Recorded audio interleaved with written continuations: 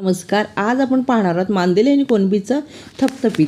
त्याच्यासाठी मी इथे मांदेली आणि कोलंबी स्वच्छ निवडून कोकम आगळमध्ये धुवून घेतलेली आहे. बघा, चांगला लसूण घ्यायचा आहे. लसूण चांगलं चेचून घ्यायचं आहे आपल्याला.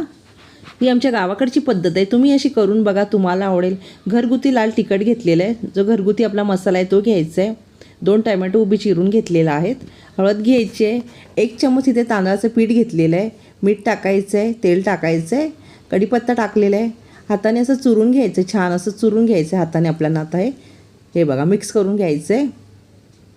खायला खूप छान लागते ही डिश. हे बघा अशा प्रकारे मी चुरून घेतलेले आहे.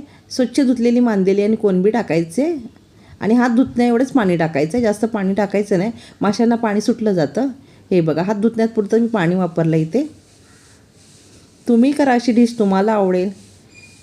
हे बघा छान असं अशा प्रकारे मीडियम गॅसवर ठेवायचं आहे. जास्त गॅस फास्ट नाही करायचं आहे आणि स्लोही नाही करायचं आहे. झाकण साईडला ठेवायचं आहे. एक साईडला झाकण करून आपल्याला शिजून घ्यायचं आहे. हे बघा अशा प्रकारे मी घेतलेला आहे, शिजून घेतलेलं आहे. सार असा थपथपीत असा खूप छान लागतो खायला. तुम्ही अशा प्रकारे करून बघा, तुम्हालाही आवडेल. मांदेली आणि कोलंबीचं थपथपीत. व्हिडिओ आवडला असेल तर लाईक करा, शेअर करा, सबस्क्राईब करा.